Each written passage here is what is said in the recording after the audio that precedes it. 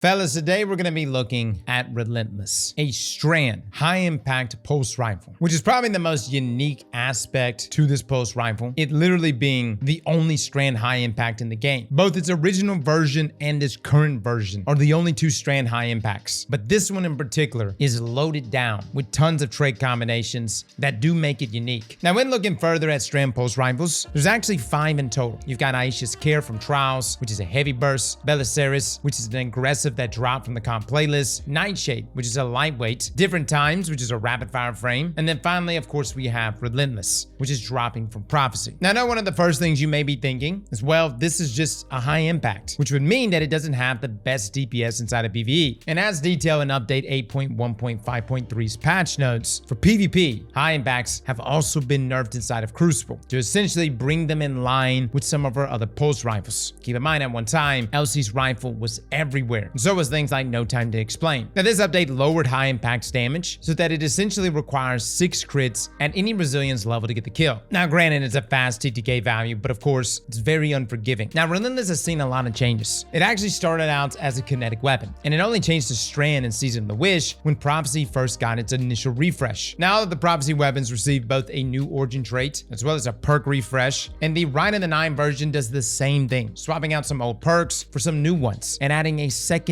origin trait. Not only that, you can also earn in an adept version and a shiny version. Now, there's been a number of folks concerned about farming for what is essentially tier 3 loot, and what will soon be us living in a tier 5 world, at least once Edge of Fate releases. We actually made an entire video covering the subject, but the reality is that these weapons will still perform well in the new sandbox. But yes, tier 5 weapons will have better stats, depending on how much enhanced origin traits really tip things. That's really going to be the thing that stands out the most for myself. For me though, it's all about the perk combinations, which takes us to the perks on Relentless. Starting with our third column, we have Keep Away, Tear, Rapid Hits, Slice, Lone Wolf, Firefly. In our fourth column, we have Desperado, Elemental Honing, Hatchling, Headseeker, Closing Time, and Paracausal Affinity. Now, the perks we lost from the original version were things like Outlaw, Snapshot, and Slideways in that third column. Frenzy, Moving Target, and Zip Moment were also lost in that fourth column. Let's start by looking at PvE though. As stated before, Relentless is a strand weapon, and it now has access to many different strand-focused perks. For instance, running Tear or Slice in that third column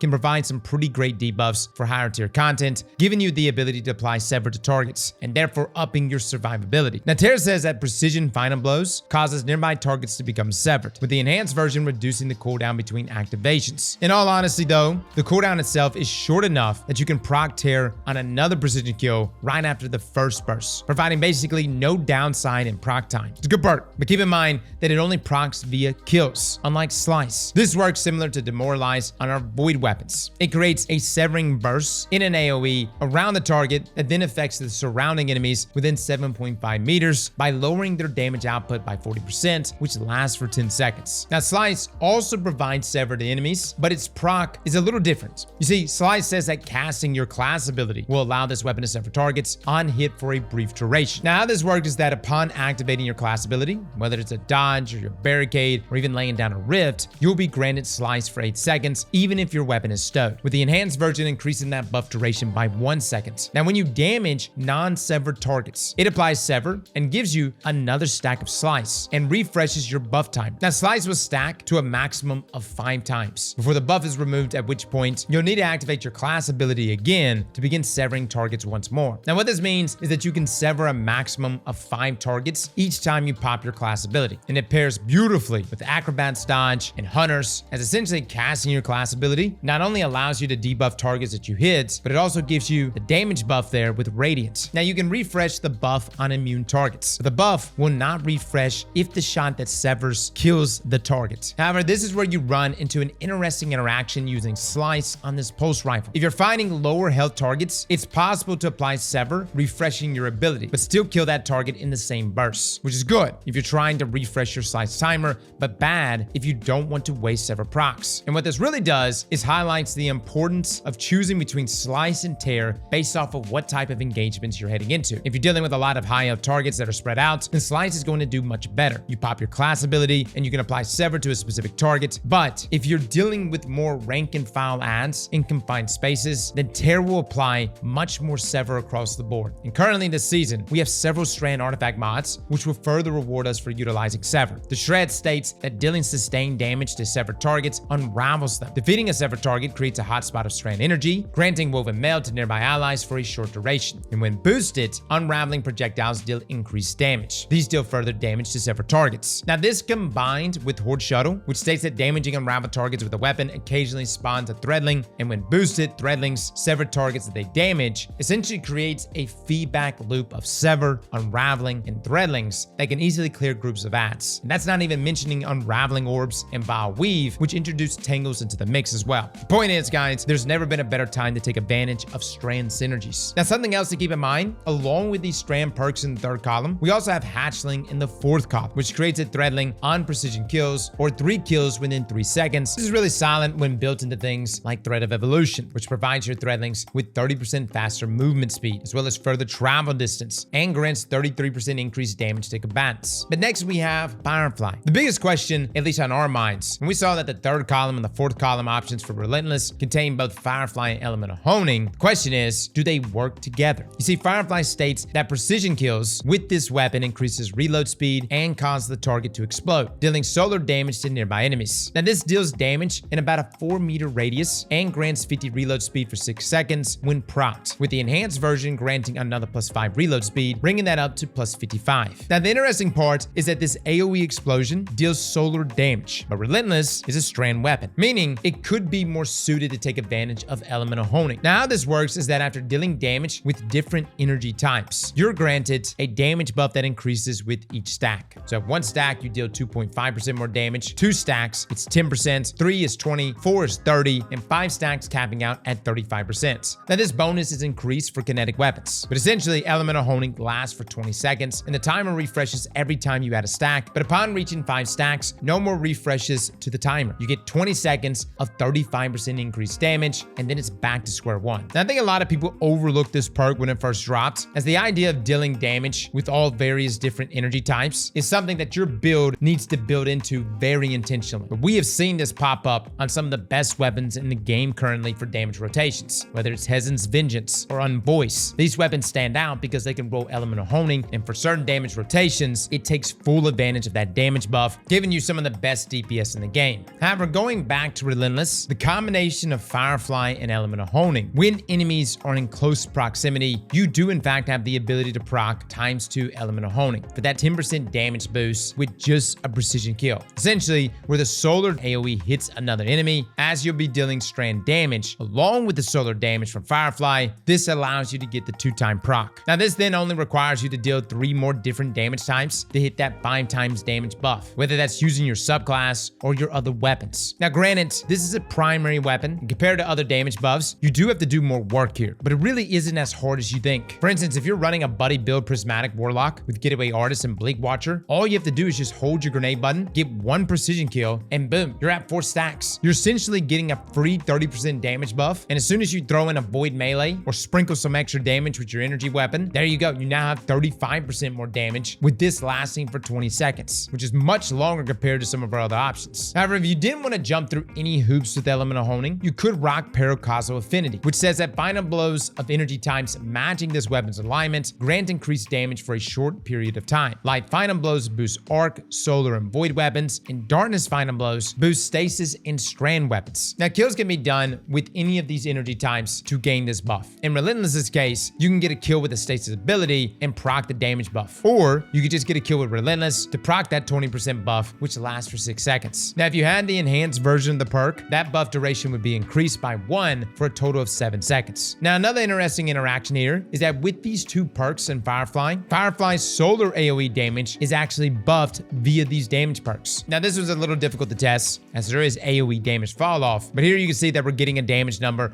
of 15,047 on some Thrall at the beginning of Grasp with Paracausal Affinity and Element of Honing at ×3, which would match up as the same 20% buff. Now comparing these 2 together, Paracausal Affinity is definitely harder to proc since you need to get a kill with darkness energy. Now it can be from any source, but compared to just damage, it is more work overall. However, kills with the weapon itself do reproc that damage buff and don't require any thinking. Now on the other hand, Element of Honing can hit that same 20% damage buff just for getting 3 stacks. And then of course you can go beyond that with certain builds that can easily get you the 4 or 5 stacks. So I know some people are going to say, Cross, you're crazy for recommending Element of Honing on a primary weapon, but I actually like it here. Yes, we have other perks like Desperado, you've got Hatchling, but I don't know guys, for me, Elemental Honing was pretty nice. Now this takes us to our origin traits that's found on these weapons. Now they have all kept their original origin traits, but they also have the ability to swap to a new trait called Gravity Well. Now if there is one thing Bungie has really cooked with this past season, in my opinion, it's origin traits. They're just good, man. Whether it's the Time Loss origin trait, the Subjugation origin trait, or Gravity Well here, they cook, dude, like straight up S tier. Essentially though, when you reload with your weapon, it picks up all surrounding ammo within 16 meters. Now it has to be an actual reload. Things like slide shot, reround rounds, things like that, they don't proc Gravity Well. Now the other origin trait, which is going to be your PvP origin trait,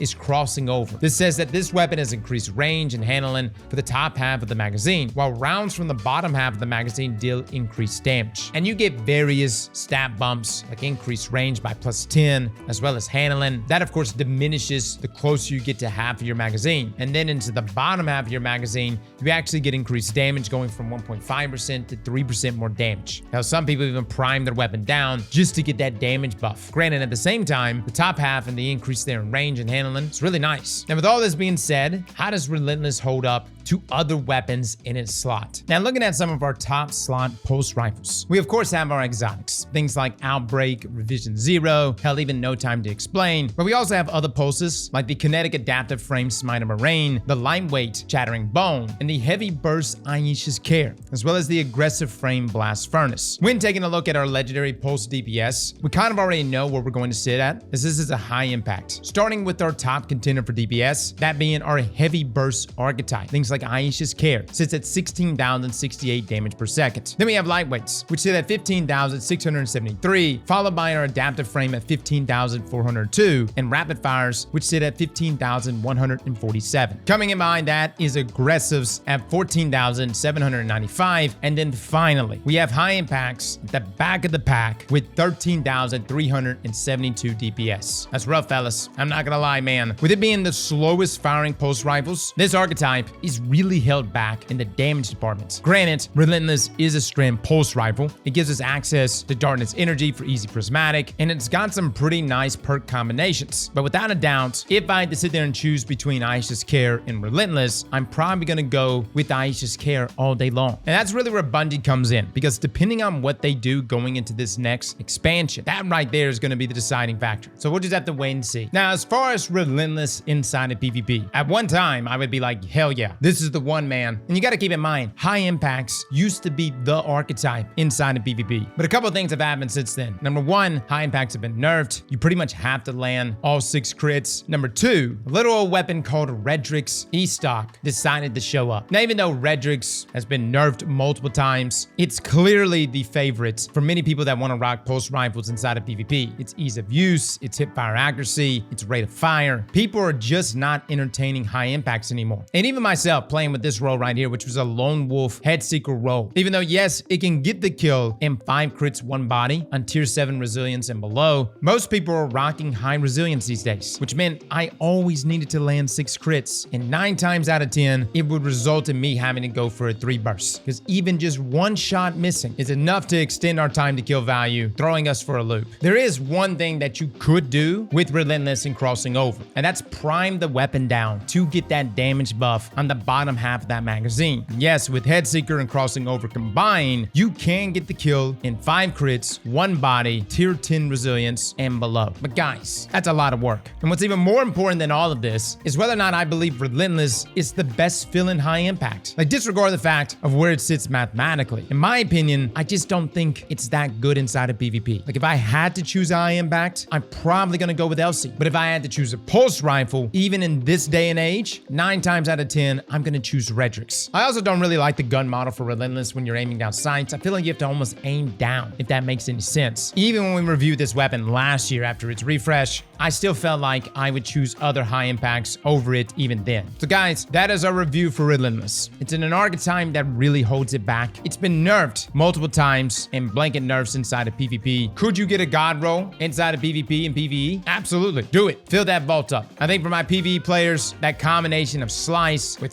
Hatchling, Tear, Elemental Honing, and Firefly has some unique combinations. For my PvP players, Desperado, Lone Wolf, with either Keep Away, Headseeker as another option. These are good trade combinations that is simply being held back by the current archetype that it's in. But I will say, at least for myself, if I had to choose a weapon that I was attuning for, I would definitely be choosing the shotgun over Relentless. Unless Bungie comes out and is like, yo, high impacts, they're doing terrible inside of PvE, we're giving them a 30% buff. If that's the case, well, all right then. Relentless, here we come. Fellas and ladies, thank you all for coming and watching. And as always, Slap that like button like your mama told you right.